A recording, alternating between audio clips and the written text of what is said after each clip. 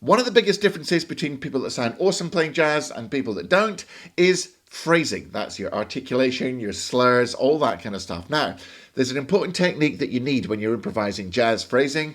It's called half-tonguing. What is half-tonguing? It's quite simple. Normally, when you start a note, your tongue is in contact with the reed and you pull your tongue away from the reed. That initiates the note with a nice clean start. When you half-tongue, you do something that you don't do with any other type of articulation. You leave your tongue on the reed. You leave your tongue fully in contact with the reed, but not hard enough to stop the reed vibrating. So you just muffle the reed. You keep your tongue firm, but you lightly press it against the reed, and that muffles the sound of the reed, making it appear quieter. It sounds like this.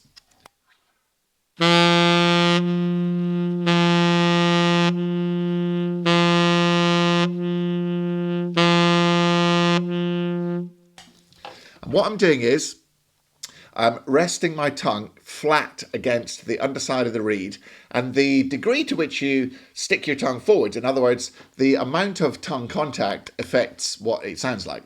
If you have a lot of tongue on the surface of the reed, you get a kind of sucky effect when you pull it off, and if you just have a tiny bit, you get less of that effect. So you can experiment.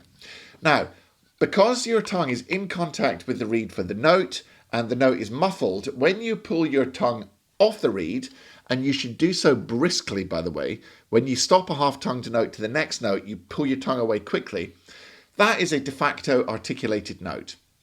So, when we're playing jazz and we want to emphasize a downbeat, but we're going from a note below it into that downbeat, we can half-tongue the note on the offbeat and then pull our tongue off to articulate the next note. That's how half-tonguing works. It's a lot more subtle than that, and you're going to learn a little bit more about it when we get into the exercise. But I should also say there's one more way of half-tonguing, and it's about 50-50. Some people do one, some people do the other. And that is, instead of lightly resting your tongue on the reed, but not enough to stop the sound, you press fully on one corner of the reed. So you kind of put your tongue to one side, the tip of your tongue, and you completely close one side of the reed. Has a very similar sound. This is, I'm going to be closing one corner of the reed.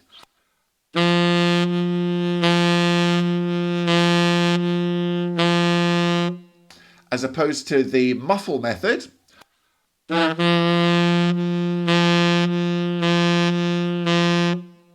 Some people find the closing the corner method easier because you don't have to have such subtle control over the amount of tongue pressure you use. Right, I've got a whole video on half-tonguing. I'm going to link it in the description. So go and start practicing your half-tonguing. Now, let's get on to the exercise. Here is the first exercise. Full disclosure, guys.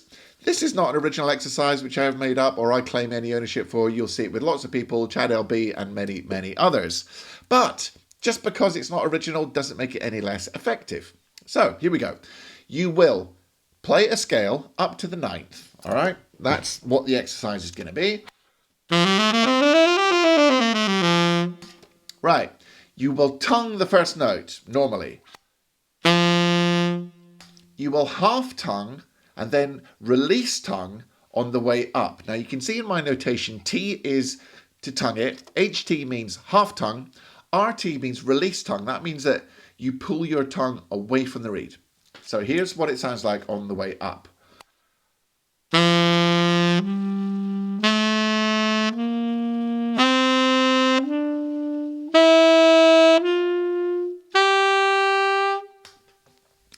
The important thing and the tricky thing is coordinating, moving your fingers with pulling your tongue away on the release tongues.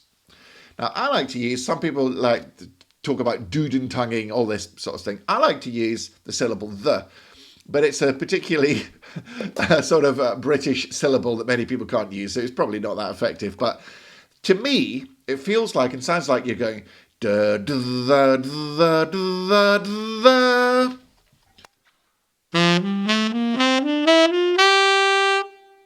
And it actually represents more what your tongue's kind of doing inside your mouth than doodin, you know, anyway, syllables, schmillables. So that's what you do on the way up. Now, on the way down, you traditionally tongue and slur alternate notes.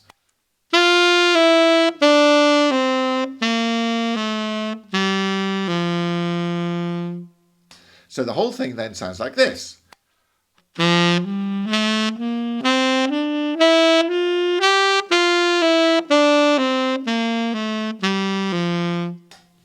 Now, here are some very important things to remember as you perform this exercise.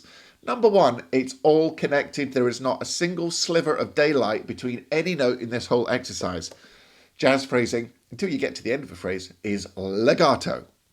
It's a connected, smooth style. So make sure you don't sound like this.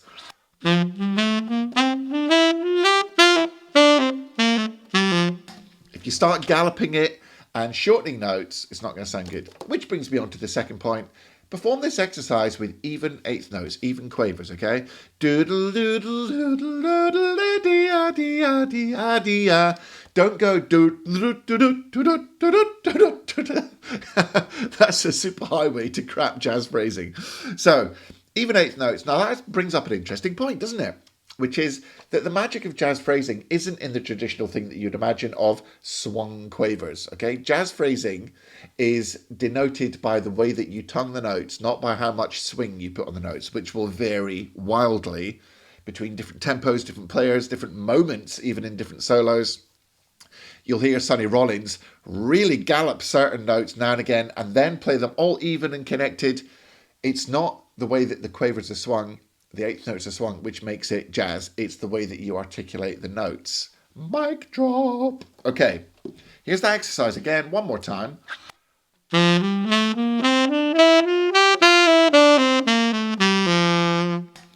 Now, another little bonus upgrade for this exercise is on the way down, you can slightly emphasize the offbeats. Dear, dear, dear, dear. Okay, that's going to add to your jazz feel.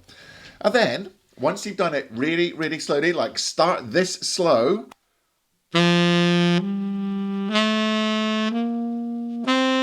Okay, start that slow until you're really accurate. Then obviously you speed it up.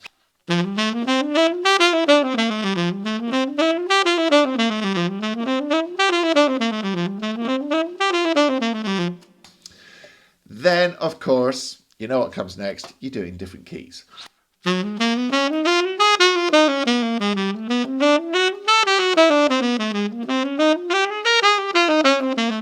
So on and so forth. That is the Lord of the Rings, one exercise to rule them all about learning jazz phrasing. However, I have got another exercise for you, just as a little bonus, just before I get there. If you love the content and you want another completely free lesson, go and check out my free Saxophone Success Masterclass.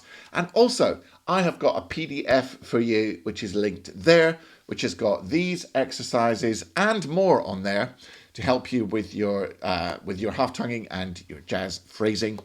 You're gonna love it. It's taken from Phrase Like a Pro. So special bonus for you. Go and grab your free PDF. Right, let's look at the second exercise, the slight upgrade exercise. Same sort of idea, same sort of techniques. But this time, we've got a different pattern going up and down a major scale. You can see it there. It sounds like this.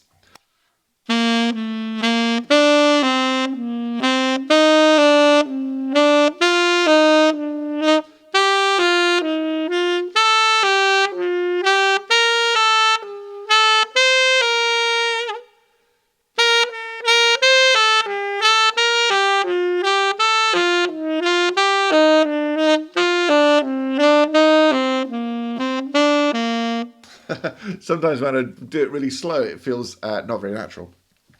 So a little bit faster on that. So here's the pattern. On the way up, you tongue the first note. Then you half tongue the note below it. You release your tongue back to the third note. Tongue the fourth note, slur to the fifth note, and then repeat that pattern.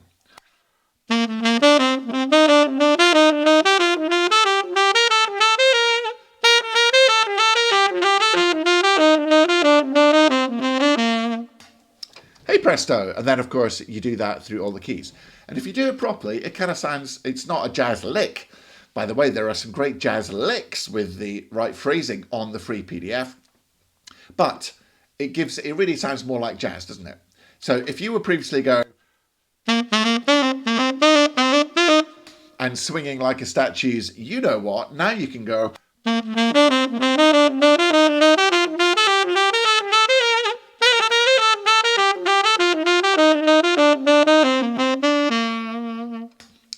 you start sounding like you're playing jazz. Because when people are playing jazz, it kind of sounds more like that, doesn't it?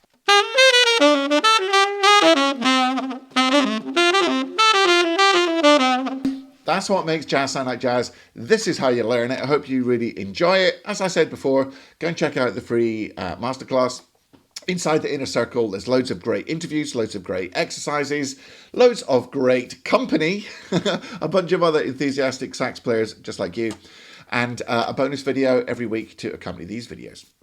Until next week, oh, please, if you could subscribe. I'm trying to get over the line to 100,000 subs. That would mean the world to me if you could just subscribe. And until next week, practice hard, practice smart, enjoy your music, take it easy.